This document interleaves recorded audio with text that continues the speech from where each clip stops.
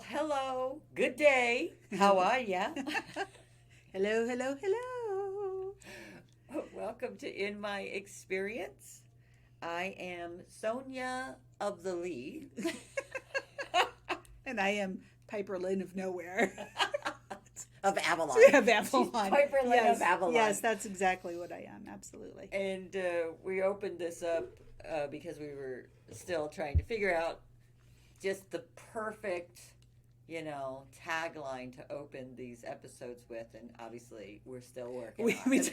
We don't have it yet. If you have any recommendations, Bring it. please share with us. But yeah, I mean, every big pod star, YouTuber, Right. whatever, has some type of tagline, and we don't. Right. It's like calling the dogs, back to the barn at the end of the night. That's right. And you recognize that sound and you know where you're going, Absolutely. what your experience is going to be. And that's what we're going to talk about today. Experience. Now, isn't that amazing, right? Uh-huh. Right? In my experience, that's what this is about. And So why? Yeah. Why are we talking Why about are we talking it? about Why- it? Why are we having what? experiences? Why are we here? I don't take a choice. I got many of them. Right. We started talking about some information that I had come across on a YouTube about karma and how we have mislabeled it so horribly by saying that it is either a good or a bad thing. And it's so interesting how we always go to the binary, to the duality, to the two-party system. Absolutely. We love that as humans. It's good or bad. We need Right to or wrong. Right. Yeah. It's Yes bullshit. or no. Well, it's how we Experience it. right. Absolutely. Thank you, Sonia. But that is true. It is true. It is our default as humans. And the thing is, it's not just a U.S. phenomenon No. either. This I mean, is a it's human thing. right. And so why? I don't. And yet- Another why question. Right? Exactly. And my why is, and yet we have 3 flavors in Neapolitan ice cream. Well, It's not that's just chocolate or just vanilla. weird. They throw strawberry in the middle. Oh no. Third option. Third option. I choose option 3. Right? So, what is it? What are we here for? What are we here to experience? Mm-hmm. And why are we so troubled by it? And why are we experiencing it? If we knew what we were getting into when we agreed to come on down to Goat Bar Parker. The price is right. Yes, I mean, I just yesterday, was it yesterday or it may have even been this morning, I don't know, things move quickly sometimes, where I was having a conversation with my people, and my people are like, well, you asked for it. I'm like, yeah, fine, whatever. They're like, you signed up for it. I'm like, yeah. This is already a default. I understand this, but we need to go further into this concept of I chose and I understood. And that is a big supposition for how I function in my life. And that doesn't mean I chose to have people be mean to me per se. It doesn't mean that, or to harm me per se, but it does mean that I chose to have an experience. Great. And the reaction to that experience is what you're working with, what you're playing with. Right. And I say playing with, tongue in cheek, but let's face it, if this whole damn thing is an illusion, then our experiences can be play. I remember as a child playing pretend. Sometimes I was the good guy. Sometimes I was the bad guy. Sometimes I played with my brothers, so we played boy games, not girl games. Sometimes I was taken, hostage, captive and tortured and all of those things because that's what you do in war. All those fun things. All those fun things, echoes of past lives. But they were just experiences. Right. Like, it was just play pretend. It only became real. It only became a problem if I made too much of it. Right. If I judged it. If I resisted it. If I feared it. Yeah. I remember one of my first conscious choices where I decided that I would play something as an adult was when I started working for the airline. The first airline I worked for, I started when I was 18. And when I was 19. I had just turned 19. And I was in a supervisory position over 40 other people, still at age 19. Yeah. And I was the second youngest in the entire center. And I was in the supervisory position.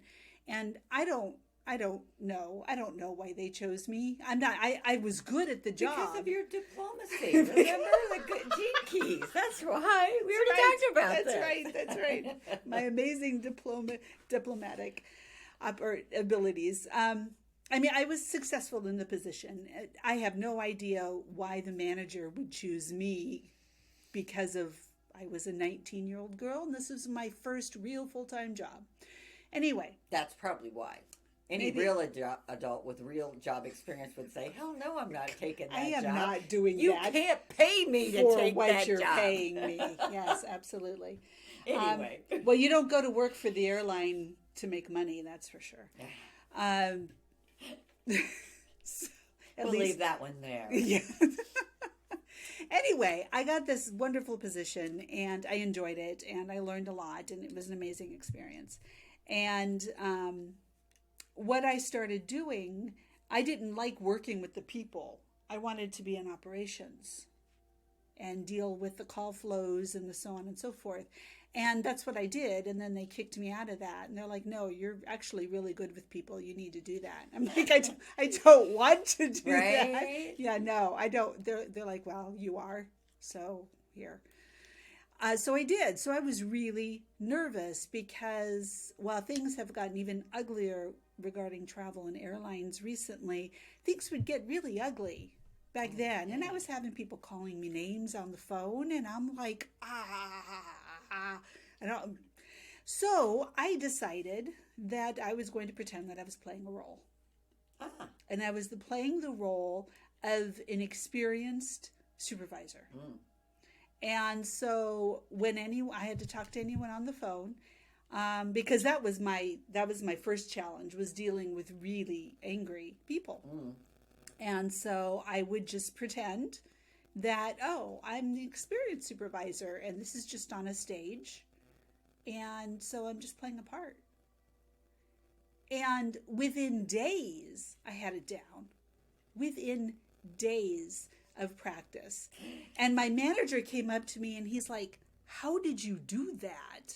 Right. And I'm like, I pretended. And he looked at me like I was insane. And he was like, all right, well, whatever, it worked. Yeah. I won't be taking that to the airline to teach them to include it in training. But I continued to do that. I mean, it was a new small airline. So I was required to do a lot of different things. I had the opportunity to do a lot of different things, and I would step back into that. Well, I'm just playing a part. I'm just acting. And there was so much stress that was taken off of me by that. Yes. That I just get, and then when I was a flight attendant, I had so much fun with that. I would play different parts. Being my flight attendant, sometimes I would be silly me. Sometimes I would be calming and relaxing me. Sometimes I would sing happy birthday on the PA because it was someone's birthday. And so I would just play with it. And it took so much of the stress out of it. Yeah, I was just looking, Robert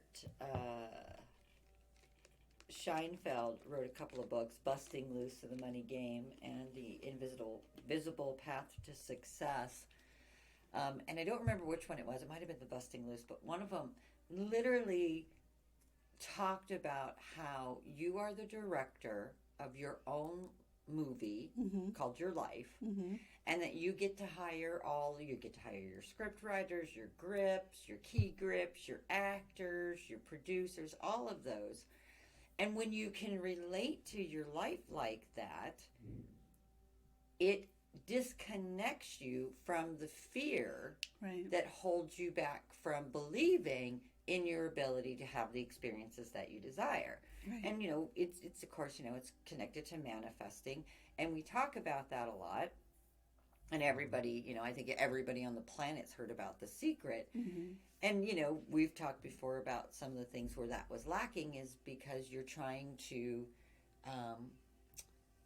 force yourself, and I think this is the big hiccup, you're trying to force yourself to believe in an experience you don't believe in. Right. And that by default will stop it from manifesting. And then you think you have bad karma. Right.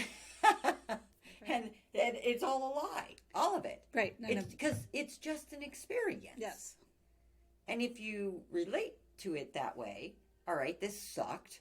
Right. But it was just a sucky experience. I don't necessarily ever have to have it again. Right. Necessarily. And it can define me or not to whatever level that I choose. Right. I can do anything I want with this experience. Yeah. I can laugh, I can cry, I can become Superwoman, I can anything. Solve the problem. Not see a problem to be solved. Right. There are so many ways because it's just an experience. And when you really allow yourself to play that role, to apply that. Right. All right, so I'm in this situation. It kind of stinks. Right. But it's just an experience that I'm having right now.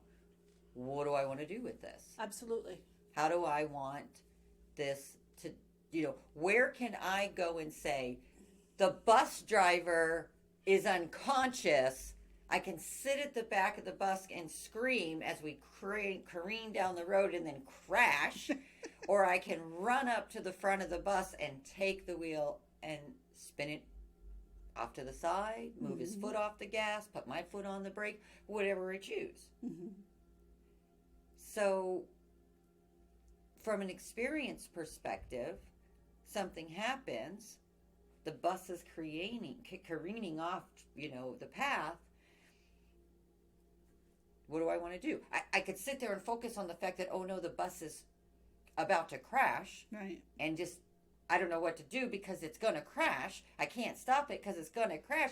Yeah, because all you're focusing on is it's crashing. It's going to crash. You're manifesting the crash. Yeah. Or you could say, I'm going to, so that's focusing on the problem, right? Or let's look at a solution. Right? What is the solution? Sometimes the solution is, like I said, to get in there and take the unconscious person out and you sit in the driver's seat. Maybe it's to open the door and jump out of the bus and save yourself. Maybe it's nothing. Crash and get a big payout from the city. Oh, there you go. The transit authority. There you go. I mean, none of it's wrong. They're all just experiences. When the first time I went through therapy was to deal with some childhood issues, and so close to the end of my time in that therapy, and I was talking to my therapist, who's just a wonderful person, and I asked him, I said, so, all of this happened. I don't need to talk about it anymore. I don't want to. I'm tired of talking about it now. So what do I do now? And he's like, that's the amazing thing. You can do whatever you want with it. Yeah. You can do. So I had to work through the trauma of it. And then on the other end, he's like, whatever you want with it. Right. You do whatever you want. And isn't it funny how often, too, we will hear ourselves or our clients say, I'm just so sick to death of my story. I'm so over my pain. I don't even want to hear myself talk about my troubles anymore. That's how done I am with my troubles. And it's like, great. That's all, the point of no fear. There's a little judgment, but no resistance. Right. Because in this space, you can let go of the judgment and the resistance and just drop the rope, walk away, like you like to say. So, yes. and release the web. Release the web. And again, for me, really not just paying lip service to that, But in any given situation, in my life's experience, if I can stop myself internally and say, this is an experience you're having right here, right? It's not a trauma. It's not a drama. It's not, an insurmountable problem or event. It's just an experience that I'm having. Just allowing myself to go there is interesting.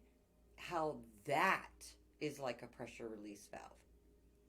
Just by acknowledging this is merely an experience.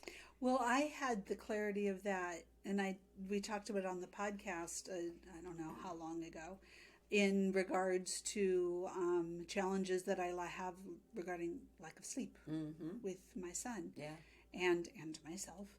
And where it just hit me, Piperlyne, this is just an experience, honey.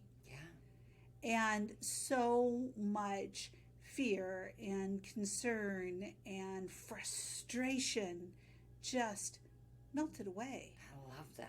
And all I felt was just this deep, abiding love that's always there. Yes. I just don't always feel it. And the peace. When I'm too busy judging what my experience is. Right. That's such a beautiful, story to share, again, because it just perfectly articulates what I was saying. Right? Yeah. The release of that, right? And sometimes that's enough. Yes. Sometimes that's just the beginning. The thing is, the way that we're talking about it and having that experience, it's not easy to get to that point. No.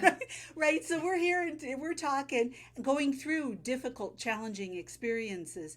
It is not easy to get there by any means. The choice is easy. The choice, it's always there. We can choose it anytime. Easily. Yes. And it is the inner work that allows us to make that choice. Yeah. Because when something negative happens to you, the majority of people around would agree that you have every right to be angry, sad, frustrated, rageful, whatever the word is. To react. Right. Absolutely. Absolutely. The thing is that you have to, within yourself, choose not to do that or to choose to stop doing it at some point. Yeah. Or to do it for whatever you need in order to move through that feeling, because we've talked about that, right? Absolutely. We can avoid the pain, and then it just builds within us. Right. Or we can choose to sit with it and let it move through us. And I do have found that it does move much more quickly. You don't think it will. Right. It's like giving birth, right? And I was listening to this podcast, and I've heard this in the hospital because I worked in OB for a number of years, that yes, when you hear the mother at her wit's end, she thinks she's going to die, you know that baby's going to be out any minute. Right. Because that's the point where it's just become almost too much to bear. And then you get the release. Right. And then it's all good. And then, you half time you don't even remember how bad it was. That's when all the good drugs kicked in. Naturally, your natural hormones. Right. So when you are having these experiences, I'm not saying that you can't have the response. Right. Don't have the reaction. But you can certainly have a response. I have things, what the fuck? Okay, let me just deal with this. See, I got to go to the what the, and then I said, okay, we're going to move on with this. Right. Right? So I can have my cake and eat it too. What I've really allowed for myself, the grace, is to, and I say that like that because now that I know, it's conscious. Right? Right. Whether I react or respond, how long I respond or react. Right. All of that. And all of that, once again, takes practice. It takes practice. Practicing. And a discipline. Going through that internally within yourself. Yep. And, some may take more practice than others. Right. And it is highly authentic. I mean, it really is. Because, one, you're being really real with yourself. Mm-hmm. You're not platitudes or bypassing or any of those things. You're just being really real with yourself in your experience. And you're also allowing that it's only an experience. Right. Right? So we keep it in that perspective, and we discern so that the next time that appears, we can go, oh, yeah, last time I didn't catch myself, this time I can. Right. If you want to catch yourself, right? And for me, I do. I like to be, as emotionally mature as possible. Mm-hmm. Well, with, all my water and mutable energy in my chart, apparently that's what it came to work on. Because it flows much easier than it used to. Let's put it that way. Mm-hmm. So, from being a kid and having my brothers make fun of me because they knew I was going to cry at the Hallmark commercial on TV, to, being a raging hormonal freak when I was going through menopause because all my discipline, all my control, all my practices did nothing to stop the crazy menno brain. Mm-hmm. And so, if I was proficient at it across the board, I might likely be done. Mm-hmm. I don't know. It depends on how much time you get to just be a master before you go, okay, I can move on to the next dimension. Yeah, that's a good question. Right? That's a good question. Because a lot of people will think, okay, I've mastered this. Why am I still having these experiences? Okay, you mastered that. But have you mastered it? But what about this? So much more to master. Right? Yeah. So it's like walking out the door and then having the alarm go off and realizing the whole stack of shirts that you bought, you forgot to unhook one of those little alarm things, and you got to go back and have them do it again. And I think that the pop culture concept of just be positive or think positive, right? I'm going to say that is a relevant thing. I mean, it can be useful. I prefer to be optimistic rather than pessimistic. That doesn't always mean that I'm positive. There you go. There you go. Yeah, so it's positive, but when it's used in bypassing your own experience, then, but I think that the intention, or maybe I'm giving it too much benefit of the doubt, but I believe that the intention behind it, or the wiser, deeper teachings behind it, is that you have discipline over yourself. Being an empowered person is having power over yourself. Right. Having the discipline within you to make the choice of everything. That's what I talk about with sovereignty and autonomy. Right, absolutely. So that is what is being empowered. No one to blame, not even yourself. No.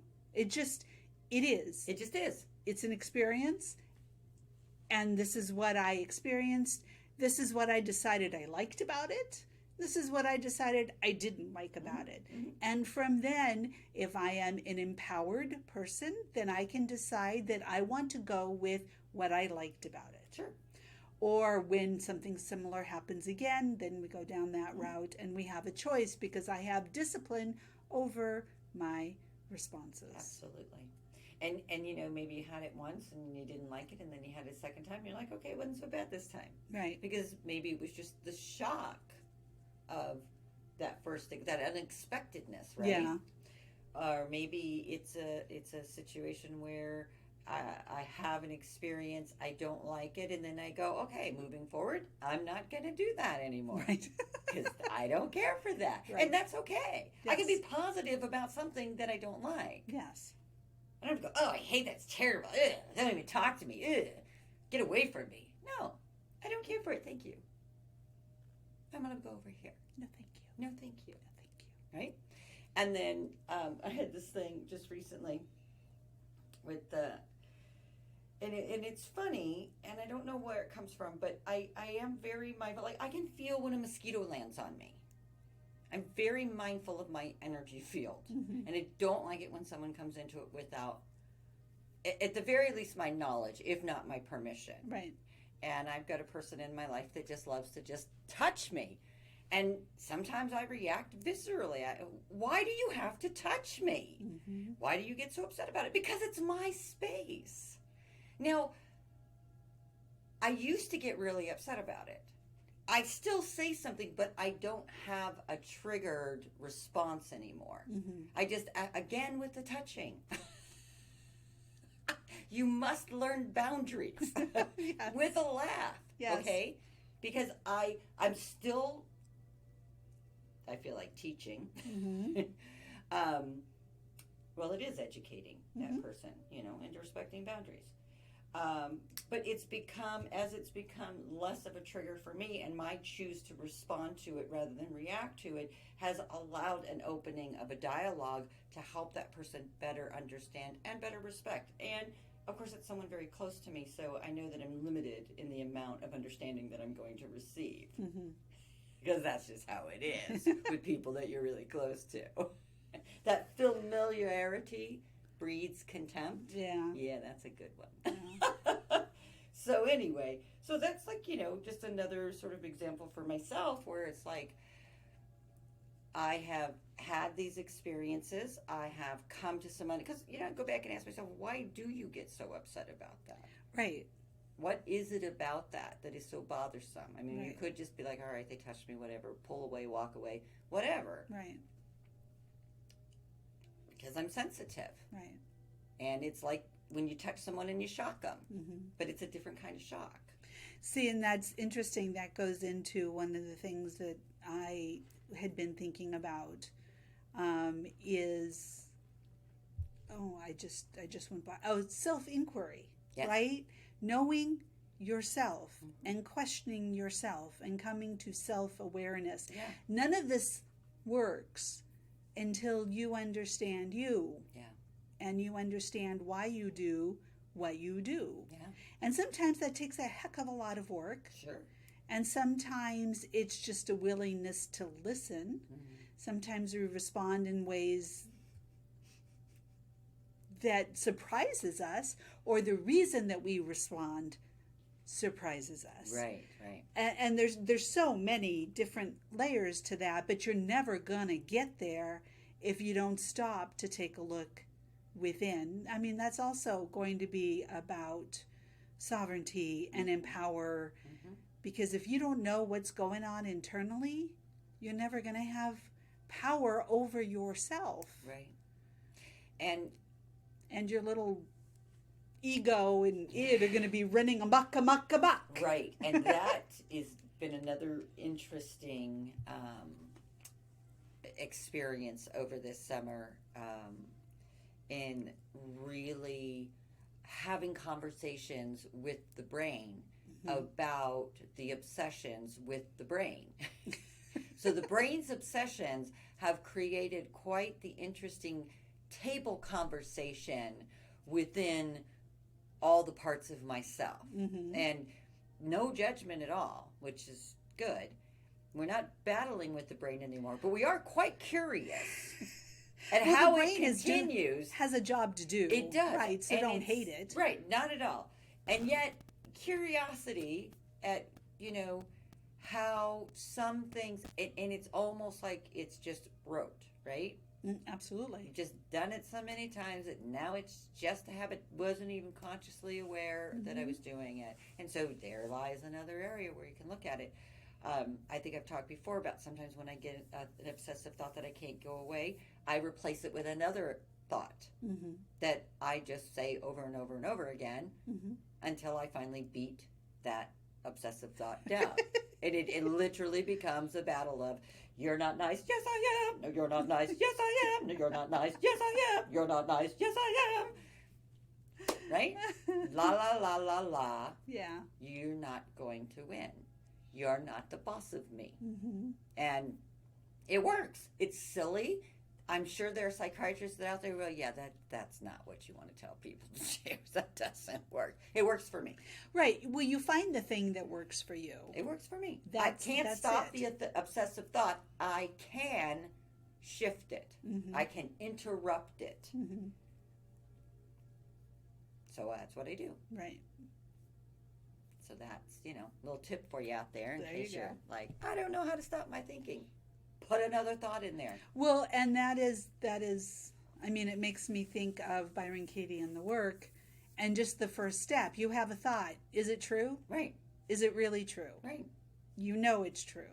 Is it really true? Absolutely the truth. Right. Can you say that? And that's I always loved about that work with her, because that absolute. Right. That one, if words have any meaning to you, you can't whitewash that one. No, absolute truth is Literally absolute. right. Literally absolute. Literally absolute. Means that it is true at all times, in all places, in all ways, regardless of who sees it, who hears it, who lives it, who says it. And just saying that, come on. How often does that shit happen? Right. Almost never. Right. Especially not in our own brains. Not on this planet, anyway. So, that I think is a really good quantifier. Right. Probably the best. Right. So whenever you have an issue, just say, is this absolute? And problem solved. Right. Next. And if you have asked that question and if you've gotten the answer yes, I want to know what that question was. Right. Seriously, I want to know, because I haven't run in to a question where I have been able to say, like, about my life, my Right. experiences, what Right. goes on in my brain. Mm-hmm. I could.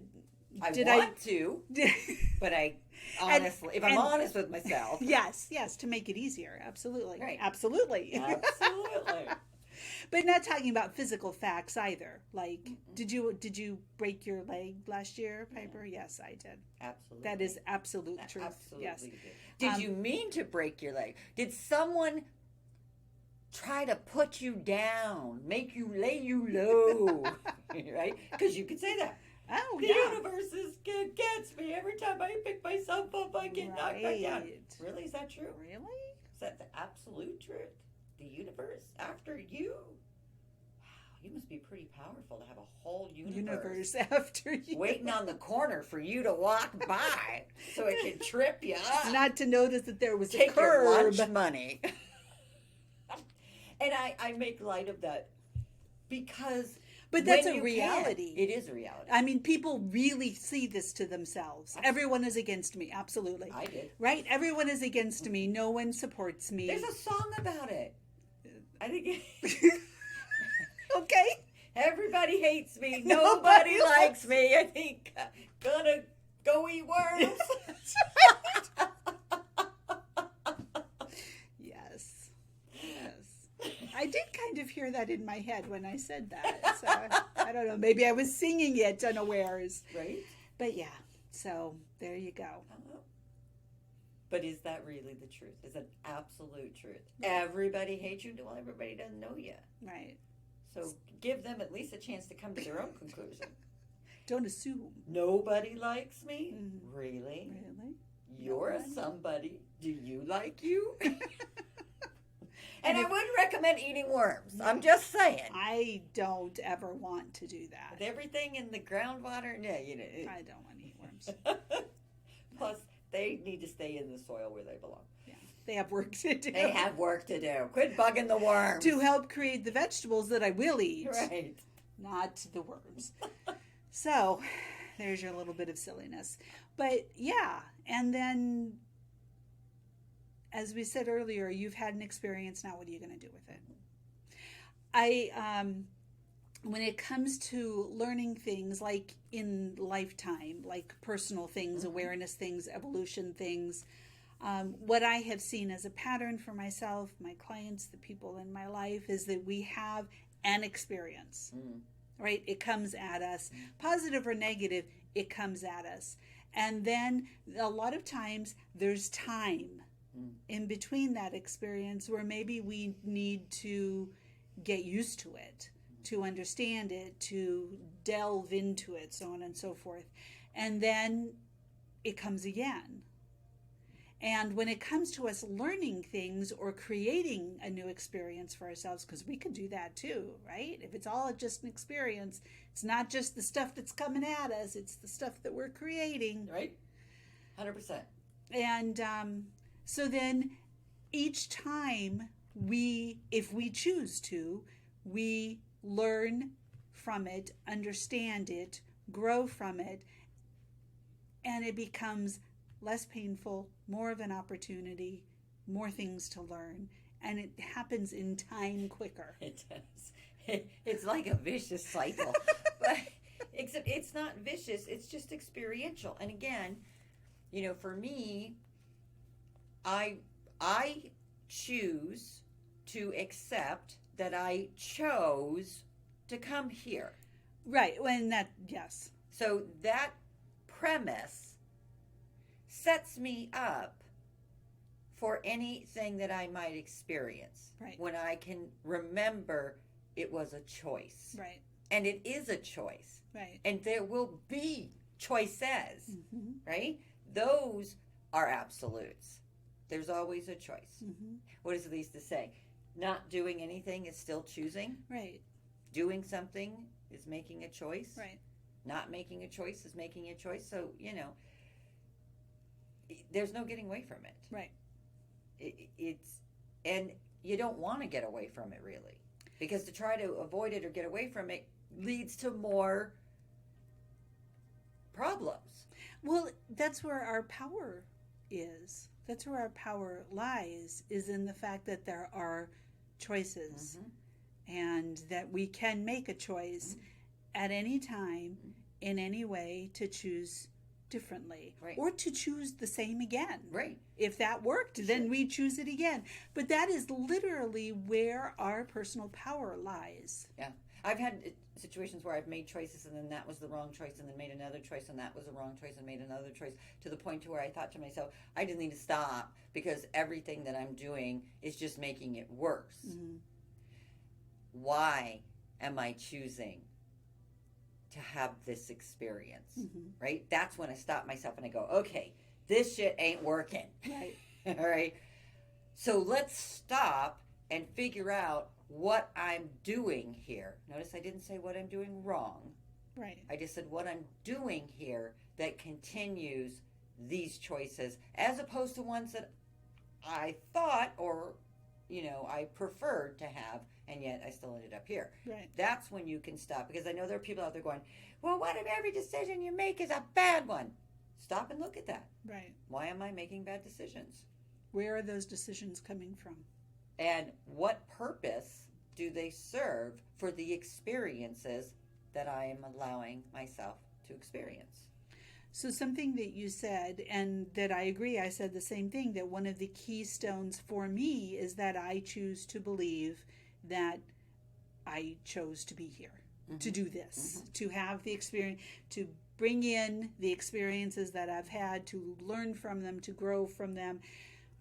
That works for me. It works for Sonya. When it comes down to it, we don't know. We can say that we know. To the depth of my soul, I know that is true. We don't know anything. I could be so wrong. Right. We don't know anything. Egg on my face on the other side. But we have to go with what is true for us. Yeah. So maybe that knowing resonates with you because you already have it, or maybe you're like, yeah, that's true, or you're like, no, I know this to be true. Correct. Okay. Correct. Then go with that. Right. And look at your choices within whatever paradigm you set yourself up to have this experience of this life. Right. And I don't judge, I want to add, I don't judge my bad experiences, like we've said before, and that's why I'm saying it again. It's not going to be peace and joy 24/7. No. And how I know that's not the way it's going to be is, I'm not a monk in Tibet, in one of those little villages where they're, completely blissfully happy. So I'm not here to have a super happy experience all the time. I'm not here to have a super bad experience. However, because of that, I know that there will be difficulties, there will be challenges, there will be issues, there will be bad or uncomfortable or experiences that I dislike, because that's why I'm here. Right. If it was all good all the time, I wouldn't be here. Right, because we have that experience somewhere else. Right. This place is for the myriad, Yes. the full spectrum of varying degrees of feelings and emotions and mental experiences, right? To be able to literally sit here and go, okay, so if I do this and then this, ow, that hurts, right? Right. Or if I do this and then this, whoo, that was so good, Right. right? The same hand that can give you an orgasm can also leave a bruise on your face. Mm-hmm. Well, but it's the same hand. It is the same hand. And in this case, it might be your own. Just saying, stop hitting yourself. Start patting yourself. So we are set in our mindset to respond to certain things in certain ways because we have the right to, or because maybe we should. We think we should. We've been told that we should.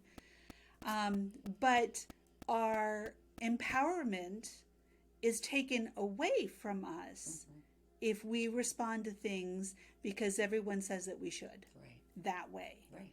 Our empowerment is taken from. Now, it's not saying that you can't. You can't. And myriad of people might absolutely agree with you because it's reinforced on this planet. Yeah. But for you to be an empowered person is for you to look at yourself, be aware of who you are, or learn, and decide if that's what you want. And history shows people that have gone through really challenging, difficulty times and have done it with grace and joy. And you might look at them and think, how did you do this? There was the choice that they made. Right. To you see their see experience. that all the time. Yeah. Absolutely, all the time. And it's important that we know that we can choose to respond differently. Yeah. You know, with the stuff that's been going on in the Middle East, and I actually had a memory pop up on my Facebook that was, I think, 10 years old. And I reposted it because it was as relevant today as it was then. And it was very disturbing to me because I know that according to the insurance conglomerates or enterprises, whatever you want to call them, that study actuary tables and things like that, that globally speaking, maybe not within our country, but globally speaking, the most discriminated on this planet are women. Absolutely. Yes. So there's a truth. I choose not to see that as an absolute truth. Right. I choose to see that as it's a truth that is being perpetuated until we step into our own empowerment and help everyone to see and understand. And so with the things that have happened in this last week, I have felt that fire and that rage within me wanting to come out and enforce some sort of shift or change, demand. Right. Yeah. You know, and I had to sit with that. Right. Because it was still there. Right. And I didn't know that until this memory popped up. Right? I mean, of course it disturbs me and it bothers me. But to really just feel that primal rage and injustice and victim at the plight, I want everyone on this planet to know that, you know, the XY or the XX chromosomes are just as valid as the XY chromosomes. Right. And that needs to happen. Now, but that's just my experience. If I stop and I think about the experiences and understanding and respecting that we are all, everything and everyone on this planet is divine, their own divine purpose, their own divine experiences may very well need to be exactly that. I may not understand it. I may not care for it. Right. But I can neither fear it, judge it, or resist it. Mm-hmm. Because it's not my experience. Now, as the outsider looking in, I am certainly there with an open heart of understanding and sending some money to help support some of the bigger causes. Right. That's what I can do. That's how I can. And then in addition to that, work through where that comes from. Right. And also understand that my blessing is that I have that freedom to be able to do that, to have that self-awareness, and to be able to express it freely. Right. When there are so many that cannot. Right. You know, it's a challenge. I see things all the time. People talk about, they're like, well, what about people that get murdered? What about babies that get killed? What about women that get raped? What about... I agree. There's a lot of things here that aren't fun. Right. That I would love for us to not have. Absolutely. And we do know that the Holocaust happened and people remember. Mm-hmm. It literally brought us together as a global community. Before then, we were all separate, independent, areas, countries, whatever. That forced everyone to look at ourselves through a different lens. Mm-hmm. These things happen so that we can have the opportunities to look at the experiences that we're all having collectively and individually through different lenses and have greater understanding and create greater temperance and transcendence as human souls. I don't know if we're all going to cross the bridge together, hand in hand, singing Kumbaya. That might be a couple of generations away. It could be a couple hundred generations away. It could be the absolute truth that that's not what this place is about. Right.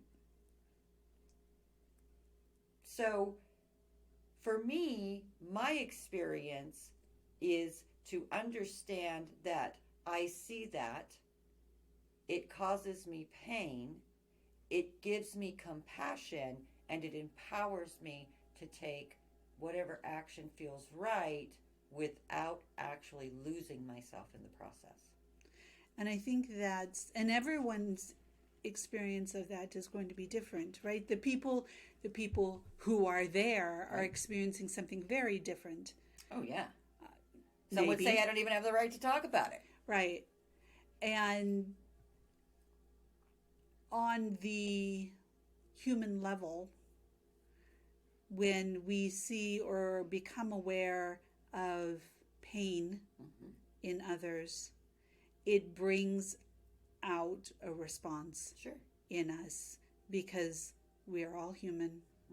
And in that way, we are connected. And I don't mean I mean in life. Sure. And would we because have of life, that compassion, that empathy, whatever, if those experiences didn't exist?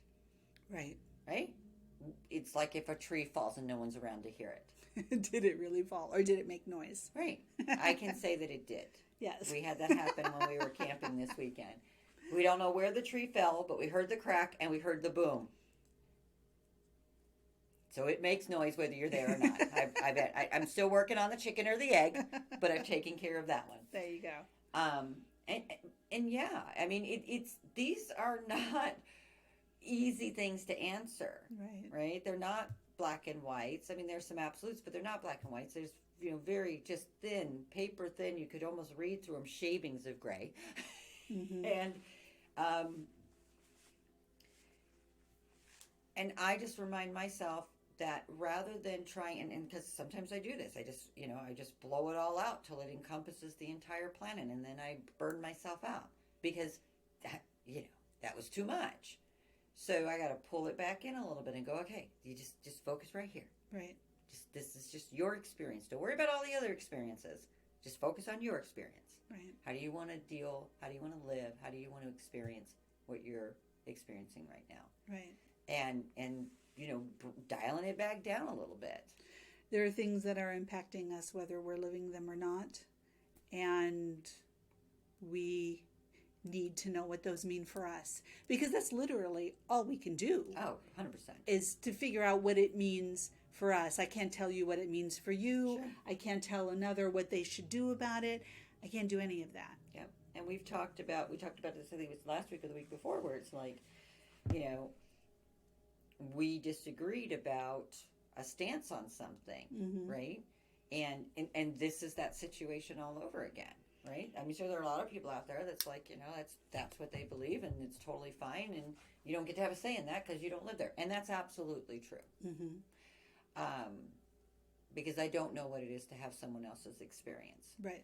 I just know that I'm feeling discomfort at, you know, experiencing this visually or, you know, auditorily or whatever, because it's coming to me, and so it could be a virtual experience nonetheless, right? VR is becoming really big, and that's so interesting too, because as that continues to become more prevalent in our lives, that is also going to shift and change what we constitute as experiences, and what's a real experience and what's a virtual experience. But some of these VR experiences are like those simulators, right? Like you actually felt like you were flying in a plane with G-force of, you know, 5 or whatever. How is that going to shift things? Right? And we already see this in our children, right? They don't interact face to face like we do. Everything's through a text. Or social media site or something like that. They don't even use email that much. Right. So that's not their first way of experiencing interacting with other people. How is that going to change things? As you know, and maybe it needs to change things because those souls that are coming here to have their experiences want different experiences than the souls that are here now having these experiences. Right? So, you know, don't judge, don't resist, don't fear. That's all I can say to you. Because you just don't know, right? Until you're in that moment. And then what are you going to do in that moment? And that's what being present is about. Right? You got to wait until you're actually in the moment to figure out whether or not you want to be in the moment. Oh, yeah. I mean, listen to us with, I wouldn't do that if I was him. I wouldn't do that if I was her. I wouldn't do that if I was them. Yeah, you don't. You're not What them. makes them think they could do that? Why on earth did they do this? Right? Absolutely. Yeah, you're not them. No. And you're not there. No. One of the interesting, as a flight attendant, what I learned, because I had a couple of minor emergencies, nothing serious, but minor emergencies on the plane. All of these people, oh yeah, I would do this. No, honey, you wouldn't. Because I saw people when there were minor emergencies. It didn't matter how big, burly, old, strong, smart, young. They all looked at the flight attendant with big old saucer eyes going, what do I do now? Oh my God, please. So it was, I mean, that was just, I was like, wow. Had a takeoff, had a landing, had a slow decompression in the air. And it was, people are like, laser eyes on the flight attendants because they're waiting to find out what to do. And that happens. So, I mean, now people whip out their phones and record it. But prior to the recording of things, which is doing something, so I know that's the which right is something. Choosing to do something. But usually people would just stand and, what do I do? Somebody needs to call somebody, but nobody's calling somebody. Right. Like I was in the line at a store one time, and the cashier had a seizure, and I'm looking around at the other cashiers and the manager, and everybody's just frozen, and I'm like, well, what the heck? I drop my purse on the ground, and I go around to the side of the register, and I grab the roll of paper towels, and I stick it under her head, and can somebody please call 911? And I timed her seizure for when but I'm sitting there going, seriously? No one's going to, No one is going to do anything? So those people are sitting there saying, yeah, I would have done this, or I would have done that. Well, it's possible. Maybe you would. Maybe. I mean, last time I went through my CPR. My experience has been not so much. Unless you've been highly trained in that. Right? I mean, like when I went through CPR training the last time, they're like, if you are taking control of a situation, right? Yes. If something's going on, you make eye contact with one person, point to them and say, call 911. Yes. So that people have direction. Yeah. And so, yes, hopefully there will always be one person who will step in and do something. But the majority of people will just be like, I don't know what to do. Yeah. And so, yeah, let's And limit while our that's- judging. Right. And while that's their experience, Right. it's absolutely their experience to have. It does go back to that judging thing, right? That the coulda, woulda, shoulda, not. So what are you going to do now? Right. And I feel like it's been my experience that the more self-aware people are, the better the response time. I will agree with that. Right? I will, because then they're not, and the more present, Yes. because then they're not tied up in their own thoughts, living in a world that has nothing to do with what's happening in the present moment. No, true. And some people would say, I don't understand how, like, somebody could work with kids with cancer. I don't get it either. I worked in the hospital. I couldn't do peds oncology. It was horrible. God bless those that could, because someone needs to. Right. Right? And what they learn, how they psych themselves out or whatever to be able to do that, is them choosing their experience. Right, absolutely. And to be present with, right? Like, some people will just say, well, it's just what I have to do. These kids need to be cared for. They need to know that there's somebody that is going to take care of them, that's going to comfort them, that's going to let them know, because it's a big, fat, scary thing for a child, right? And then you go home at the end of the day and maybe you hug your kids, or maybe you have a cry, or maybe you have a cocktail or whatever. In that moment, you're very present with what is. Right. And that's incredibly experiential. Yes. I did it once. I called staffing and I said, please don't ever put me on that floor again. Yeah. Because it was too much. Yeah. It was just too much for me. So I think what I'm trying to say is that you have the right to have the experience that you choose to have. I just ask that you choose. Right. Don't just, willy-nilly flailing with your arms and your hair on fire. Or just know that you can Take a choose. breath. Yes. That you can choose. Even in situations that are out of your control, there is something that you can choose. Yeah. Find that and do that. Yeah. And I have found that a lot of people that have control issues are masters at making choices. Right? I have no control of this in my life. I need some sense of control. I will control this. Right? And then later you grow up and you realize, I'm a control freak. But if you think about the experience you were having, at some point in your life, you made a choice to accept that you couldn't control anything except that.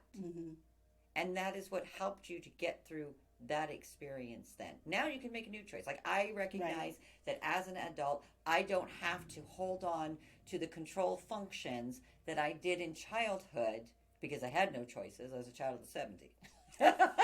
That I no longer need to do that. Like, I will laugh and say to my husband sometimes, like, I'm going to have an ice cream. And he's like, you're having ice cream before God? I'm a grown-up. I can eat before dinner if I want to. That's right. I have ice cream for breakfast. That's my choice, right? It's my choice. I'll be like Bill Cosby. Let's have cake. Dad is great. Absolutely. Because... oh, I remember that. Right? Yes. I love that. So, and he was right. Why can't the children have cake for breakfast? Maybe not every day, but today, Dad's on patrol. Let's have cake. And that is what I mean by optimism, right? Today really sucks. And tomorrow I'm hopeful that it'll be better. Right. And it will be better because I transcended today. Right. And that's all you got to do, right? And sometimes it's just transcending the moment. Absolutely. I lived through that after my son died. Yes. Let's just get through this breath, okay? Yeah. Then let's get through the next breath. Look at all these breaths that I've gotten through. Yeah. So it's and that's a reality. I mean, there's things in life that is a reality. Yeah. Mine's not as emotionally inducing as that is when I quit smoking.